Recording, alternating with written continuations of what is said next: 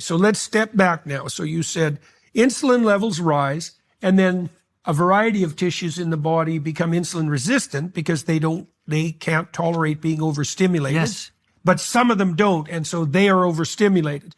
Okay, and then you ovaries included. Right. Yep. And we talked about the reproductive consequences. Yes. But what other tissues become are in a hyperreactive state because of too much insulin? Yeah, right. So there are not many. Most of them go the way of the insulin resistance, like the man's side of things. And that's like, for example, what causes Alzheimer's disease, where the brain's becoming insulin resistant. But the insulin sensitive side would be a tissue like the liver, where one of insulin's effects at the liver is to tell the liver to make fat. Now, the liver's more complicated. I kind of joke with my students that when it comes to metabolism, the liver's the soccer mom. It is sort of giving. It knows what to do with everything. You have a problem, the liver can solve it. It is the ultimate handler. It is the nexus of all nutrient metabolism, whether it's lactate or ketones or fats or glucose or proteins, amino acids. The liver handles all of them. It is the soccer mom. It does everything. And when it comes to insulin, one of the many responses to insulin is to tell the liver to make fat. That effect is as insulin sensitive as ever. And so now in the high insulin resistant body, the liver is seeing all of that insulin, and one of its effects is to tell the liver to make more fat. Thus, is that when you get fatty liver? Then you have fatty, the most common liver problem. We also now are seeing signs of fatty liver in children. Oh, yeah. Which is historically unprecedented. Not only alcohol does that. Alcohol does. Right. But too much fructose, another pointing the finger. Like in high fructose corn syrup, you mean that kind of fructose, which is subsidized to a degree that's absolutely stunning, and which is in virtually every processed food. Yes. So so much of what I rage against when it comes to the government getting involved is it's subsidizing the most problematic things like high fructose corn syrup. But even if you and I were drinking orange juice right now, that's a straight shot of glucose, or apple juice. If we were meant to drink that fructose, then we wouldn't even have to eat it with the apple. You think you and I could drink 4 apples worth of fructose and not even think about it. Right. And yet we'd never want to sit there and eat 4 apples because the fiber and things would want to slow it down and we'd feel a little more full. And so we naturally wouldn't focus as much on it. But this environment that we live in, it's almost like we're eating for winter all the time. Yeah. Because fall used to be the time of abundance. Right. It was fall when we would reap the harvest. It was fall when the plants would be kind of coming into season. And boy, let's get ready. Let's lay on some fat like a bear because winter's coming. But winter in the never north, comes that would be anymore. not good. Right. Yeah, winter never comes. Right. And so anyway, as we go from top to bottom, you can find insulin resistance, the brain, just to fine point on it. The brain is one of the high metabolic rate organs in the body. Right now, we're having a stimulating conversation. It is entirely possible. I bet our brain is number 2 or probably number 2 highest metabolic rate at the moment. Because it's so hungry, it's so demanding. Even when we're sleeping, it's busy. So it needs to be fed constantly. The brain doesn't burn fat for energy for reasons that we don't really understand, actually. The brain is its own hybrid, though, burning glucose, blood sugar, or ketones. Yeah. Now, there is, in fact, a man whom I love and admire is a scientist in Northern Ontario. And it's Stephen Cunnane. He presented this idea of a shore-based evolution. Suggesting that the reasons humans departed, in part, we are the only land-based mammal born obese. Buckminster Fuller pushed that theory too, by the way. Really? Yeah. Well, it accounts for lots of things like female fat distribution, kind of webbed hands and feet, our ability to swim, hairlessness. Omega-3, the value of omega-3 fats, eating these kind of short. Well, where else would you live if you could?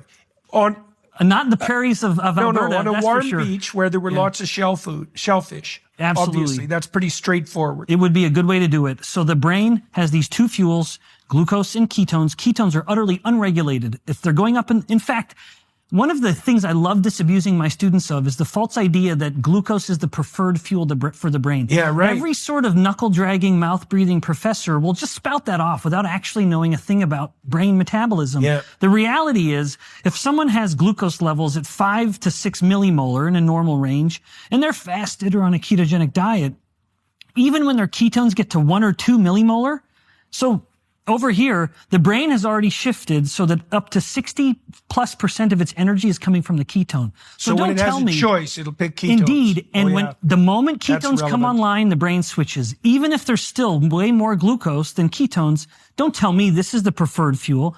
When this one, even at a fraction of the level, is already the dominant source. Right. So the brain. That's so cool. We've been talking to this, my daughter in particular, this guy here in Arizona, who runs an old folks home, and he's been, so it's like a palliative care old folks home, and he's been putting his charges on a ketogenic diet, and people are leaving his home. Yeah, it is one of the great sort of swept under the rug. Right. So do you know, like, if you have someone who's suffering, especially from early stage Alzheimer's, which we've discussed as type 3 diabetes already, if you switch them to a ketone diet, have there been studies done already showing what the consequences of that, the short-term consequences for cognitive function? Because that'd be the fastest way to test whether that was helpful.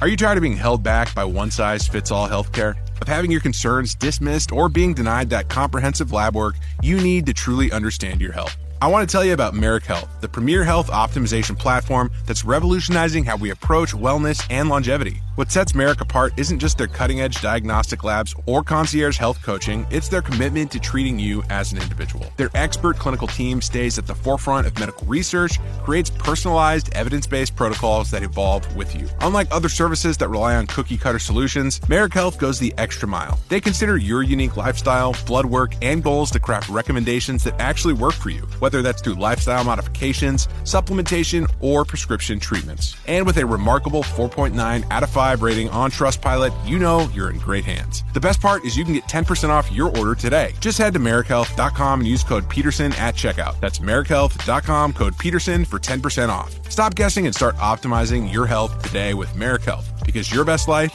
starts with your best health. Yeah, so as a clinician, you'll appreciate this. But as a biomedical scientist, I sort of am frustrated by the lack of other studies, but the number of case reports that are being published just keeps climbing, that the brain, as it becomes insulin resistant and it can't get as much glucose, it's like the rhyme of the ancient mariner. It's this sort of metabolic, this version of it where even if the body's hyperglycemic, if the brain is insulin resistant, it's basically, saying, crying out, glucose everywhere, nor not a drop to drink. Right. It can't use that glucose because it's insulin resistant and it needs insulin to help open the doors to get the glucose in. But the ketones are unregulated. So to the case reports, yes, there are documented peer-reviewed instances where you can take a patient whose cognition is so compromised, they can't tie their shoelaces or they can't draw out the face of an analog clock. You'll give them a piece of paper and a pen, draw out the clock, 1, 2, 3, and so on. Put them into ketosis, have them do those tests again. They can tie their shoes. They can draw the face. That quickly. It's still within hours. Jesus. Within hours. I wonder if anybody's tried that with 45-year-olds for fluid IQ tests, because that'd be a quick test, right? You I would take think the so. same people. I should talk to Michaela about that because we could do that study really quick. Take 50-year-old people. Take obese 50-year-old people. Now you're talking. Do a fluid IQ test. Put them in ketosis, which would take like 48 hours. Yes. Yeah, about that. Or nowadays you can drink ketones, for goodness sakes. They've become so obviously beneficial. My university just won the cross-country national So how championship. fast could you put someone into ketosis? Within an hour, depending on what So you're you drinking. could bring them in for one day. You could give them fluid IQ test, put them into ketosis, and give the test again. Yeah, you could even do it sort of placebo. Yeah, right. One day after another, you're drinking something, then you're drinking You want to do that? Let's do it. That's the beauty of basic science. We could fund that. Well, the brain thrives on ketones. My own lab, we've published reports documenting how when a person's in ketosis, we actually had people, and we were pulling fat biopsies from their belly, little pieces of fat, taking it to my lab and testing the metabolic rate. The metabolic rate went up 3 times.